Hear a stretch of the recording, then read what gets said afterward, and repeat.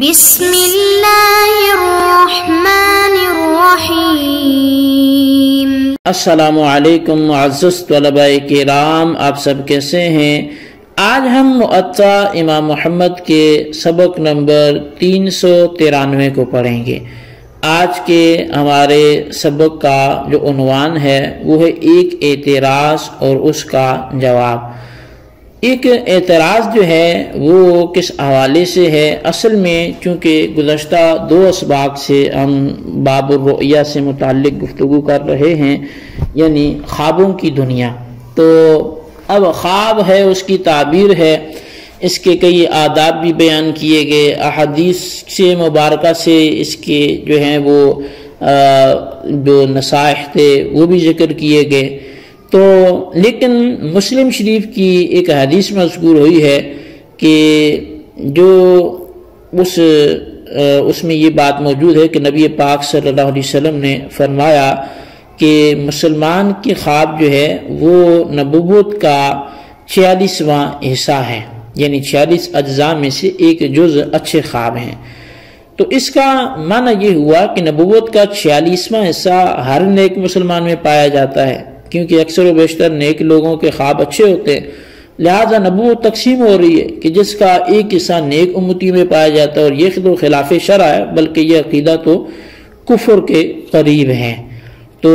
اس اعتراض کو لے کر کوئی شخص اگر یہ بات کرے کہ آپ کی بات کے مطابق جو ہے وہ تو پھر نبوت تقسیم کی جا رہی ہے اور وہ بانٹی جا رہی ہے، اور پھر 46 اجزاء اس کے پائے جا رہے ہیں، چونکہ مسلم شریف کی حدیث جو ہے وہ جلد 2 میں حضرت ابو ہریرہ رضی اللہ تعالیٰ عنہ سے یہ حدیث گزری ہے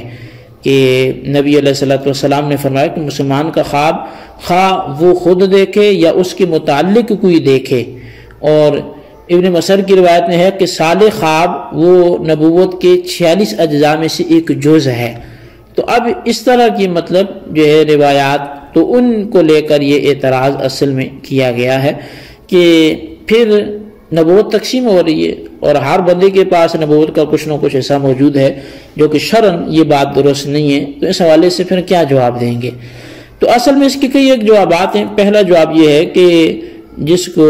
ابو مالکی نے بھی ذکر فرمایا ہے اکمال المعلم میں، کہ نبی پاک صلی اللہ علیہ وسلم کو مختلف طریقوں سے علم عطا کیا گیا، اور حصول علم کے طریقوں میں سے ایک طریقہ وہ سچے خواب بھی دکھانا ہے، اور باقی طریقوں کے مقابلے میں خواب وہ 46واں حصہ ہے، یعنی آپ کو 46 طریقوں سے علم عطا کیا گیا، جن میں سے ایک طریقہ سچے خواب دکھانا تھا۔ اور یہ ضروری نہیں ہے کہ وہ باقی 45 طریقے بھی علماء کو معلوم ہو جائیں، کیونکہ علماء کے لیے ہر چیز کا اجمالی یا تفصیلی علم لازم نہیں ہے۔ اللہ تعالیٰ نے علماء کے علم کے لیے ایک حد مقرر کی ہے، تو بعض چیزوں کا انہیں بالکل علم نہیں ہوتا، اور بعض چیزوں کا صرف اجمالی علم ہوتا ہے اور تفصیلی علم نہیں ہوتا۔ تو لہٰذا اس کا مطلب یہ ہوا کہ نبی اکرم صلی اللہ علیہ وسلم کو 46 طریقوں سے علم دیا گیا، جن میں سے ایک طریقہ خواب کا تھا، اور یہ 46واں طریقہ ہے۔ اس حدیث کا تو یہ مطلب ہے، اس کا یہ مطلب تو نہیں ہے کہ ہر ایک کو نبوت کا 46واں حصہ دیا گیا ہے۔ یہ اس کا پہلا جواب تھا۔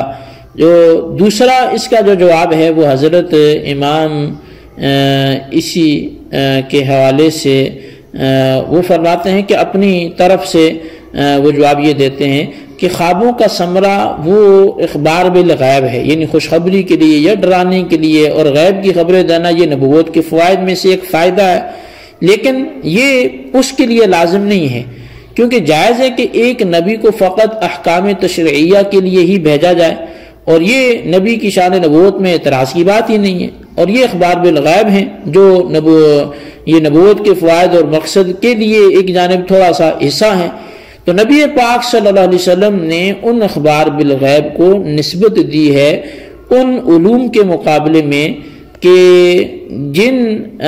کو اللہ تعالیٰ نے اپنے نبی کو ان پر مطلع فرمایا، کہ جو حقائق نبوت میں سے ہیں، کہ جن کو اللہ تعالیٰ کے علاوہ کوئی نہیں جانتا، اور پھر اخبار بالغیب جو نبوت کے فوائد مقصودہ کی ایک جانب میں واقع ہیں،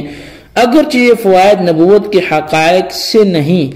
پھر بھی جب نبی کی خواب میں کذب کا احتمال نہیں ہے تو یہ نبوت کے ساتھ ایسی مختص ہیں کہ ان جیسی خوابیں غیر کو نہیں آ سکتی، کیونکہ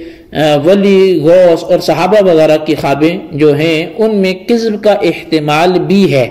اور نفس شیطان کا بھی ان میں دخل ہو سکتا ہے، لہذا مومن کی خواب کو نبوت کا 46واں حصہ قرار دیا گیا تو یہ بطور مجاز کے بیان ہوئے ہیں۔ تو یہی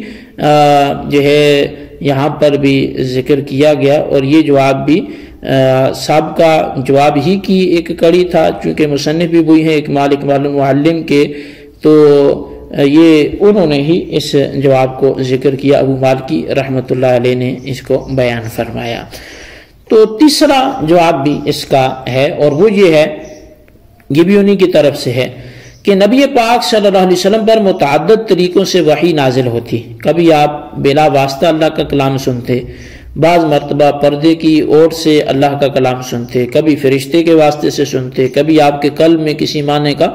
القاء کر دیا جاتا، کبھی آپ کے پاس فرشتہ اپنی اصل صورت میں آتا، کبھی وہ کسی معروف آدمی کی شکل میں آتا، کبھی اجنبی شخص کی شکل میں آتا، کبھی جبرائیل، کبھی اسرافیل اور کبھی کوئی اور فرشتہ آتا، کبھی جنتیوں کی آواز کی شکل میں وحی آتی، کبھی گھنٹی کی آواز کی شکل میں وحی آتی، کبھی آپ کو خواب دکھایا جاتا۔ تو غرض یہ کہ نزول وحی کے متعدد طریقے تھے، اور خواب دکھایا جانا ان میں سے 46واں طریقہ تھا، یعنی نزول وحی کے 45 دیگر طریقے تھے اور ایک طریقہ سچے خواب دکھانے کا تھا۔ اچھا، اب آپ بولیں گی کہ یہ تیسرا جواب اور پہلا تو ایک ہی ہو گیا، تو اصل میں ان میں فرق ہے۔ تو اصل میں ایسا نہیں ہے، پہلے جواب میں جو بات کی گئی تھی وہ یہ تھا کہ آپ کو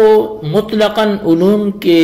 دینے کے جو ذرائع تھے وہ 46 تھے، اور یہ 46واں تھا، جبکہ یہاں صرف اس کو نزول وحی کے ساتھ خاص کیا گیا کہ وحی کے نازل ہونے کے 46 طریقے تھے، ان میں سے یہ 46واں تھا۔ تو ان تینوں جوابوں کا اگر خلاصہ کیا جائے تو 23 سال تک نبی علیہ السلام پر وحی نازل ہوئی، جس سے پہلے 6 ماہ آپ کو سچی خوابیں آئی، اس طرح خوابیں جو ہے وہ 46واں حصہ جو ہے وہ بن جاتی ہیں، یعنی 23 سال کیونکہ آپ علیہ السلام پر وحی نازل ہوتی رہی اور 6 ماہ آپ کو سچی خوابیں آتی رہی، تو اسی طرح جو ہے وہ خوابوں کا حصہ دیکھا جائے تو وہ 46واں حصہ بن گئی نزول وحی اور نزول قرآن کا۔ اور رسول اللہ صلی اللہ علیہ وسلم کی خوابیں وہ سچی خوابیں ہیں کہ جن کی مثل کسی کی خوابیں نہیں ہو سکتی۔ رسول اللہ صلی اللہ علیہ وسلم کی ان خوابوں کو 46ویں حصہ نبوت کا جو ہے یہ 46واں حصہ قرار دیا گیا ہے، تو وہ جو ہے تعداد کے اعتبار سے، اور رسول اللہ صلی اللہ علیہ وسلم کی خوابوں کا سچا ہونا جو ہے یہ صفت اللہ تعالیٰ آپ کی امت کے نیک بندوں کو عطا فرماتا ہے، تو یہ عطائی وصف ہے، لہٰذا اس کو نبوت کے جز کے طور پر نہیں قرار دیا جا سکتا کہ جس کا معنی یہ لیا جائے کہ نبوت کی ایک جز اللہ کے نیک بندوں میں پائی جاتی ہے، اور دوسرا اس کو 46واں حصہ اس لیے بھی کہا گیا ہے کہ خواب میں غیب کی خبریں پائی جاتی ہیں، اور غیب کی خبروں کا پایا جانا یہ نبی پاک صلی اللہ علیہ وسلم کے کمالات کا ایک حصہ ہے، اس لیے یہ بھی عطائی طور پر نیک امتیوں کو حاصل ہے۔ اور اس کے علاوہ 46ویں حصے سے مراد یہ ہے کہ نبی علیہ السلام کو جو علم حاصل ہوا ان طریقوں میں سے ایک سچی خوابوں کا طریقہ بھی ہے۔ تو بہر صورت اللہ تعالیٰ نے نیک بندوں کو یہ صفت عطا فرمائی ہے، جیسا کہ اللہ تعالیٰ نے سمیع بصیر اپنے بندوں کو یہ وصف عطا فرمایا۔ تو اس کا یہ معنی ہرگز نہیں ہے کہ اللہ تعالیٰ کی الوہیت تقسیم ہو کر بعض بندوں میں داخل ہو گئی، معاذ اللہ، اللہ بھی چونکہ سمیع ہے وہ بھی بصیر ہے، اس کا مطلب یہ بالکل نہیں ہے۔ تو یہ اللہ تعالیٰ نے صرف اپنی قدرت سے بندوں کو یہ ایک صفت عطا فرمائی ہے جس میں اپنے محبوب کا جو ہے وہ فیضان دیا ہے اور ان کے کمالات کے صدقے یہ عطا فرمائی ہے، لیکن اس کا یہ مطلب نہیں کہ یہ نبوت کے معاملے میں یا کسی اور ایسے معاملے میں اللہ کے نبی کے ساتھ شریک ہو جائیں۔ تو بہرحال اب اس حوالے سے مزید جو ہے وہ کلام اس اعتراض کو لے کر میرے خیال سے نہیں ہونا چاہیے، اور جتنی گفتگو اس حوالے سے تھی وہ ہماری حد الامکان جو ہے وہ ہو چکی ہے۔ تو اب اس میں بعض چیزیں ہیں کہ جن پر ہماری جو ہے وہ نظر ہونی چاہیے کہ مومن کی خواب کے بارے میں مختلف روایات ہیں. بعض روایات میں 45واں حصہ بھی ہے، بعض میں 70واں حصہ بھی ہے، بعض میں 50واں حصہ بھی ہے، بعض میں 44واں حصہ بھی ہے، بعض میں 42واں، بعض میں 25واں، بعض میں 26واں اور بعض میں 27واں حصہ مذکور ہے. اور 45 اور 46 والی حدیثیں تو ہم نے اپنے درس میں بھی بیان کی ہیں اور محدثین نے ہر ایک کی تعویلیں بیان کی ہیں. علامہ ابھی مالکی وہ لکھتے ہیں کہ یہ سب روایات میں تعویل کی روح سے اقوی جو روایت ہے وہ 46ویں حصے والی روایت ہے. بعض محدثین میں سے جو محققین ہیں ان کے نزدیک 46ویں حصے والی روایت وہ سب سے زیادہ جو ہے وہ صحیح ہے. اور قاضی ایاز مالکی رحمۃ اللہ علیہ نے یہ کہا کہ ان 46 اجزاء میں سے نبوت کے 46 صفات مراد ہیں، اور سچا خواب دیکھنا ان صفات میں سے ایک وصف ہے. جیسا کہ ایک حدیث میں ہے کہ میانہ روی، آہستگی اور اطمینان سے کام کرنا، اچھا راستہ اختیار کرنا، یہ نبوت کے 25 اجزاء میں سے ایک جز ہے. اور حافظ ابن حجر عسقلانی رحمۃ اللہ علیہ نے فتح الباری میں علامہ حلیمی کے قول کے مطابق جو ہے وہ نقل کیا ہے کہ نبوت کے 46 اجزاء سے مراد نبوت کے 46 خصائص ہیں، اور سچا خواب ان خصائص میں سے ایک خاصہ ہے. تو اب انہوں نے خیر خصائص بھی لکھے، ہم مزید اس کی تفصیل کی طرف نہیں بڑھتے. اللہ تعالیٰ سے دعا کرتے ہیں جو ہم نے پڑھا سنا اسے یاد رکھنے کی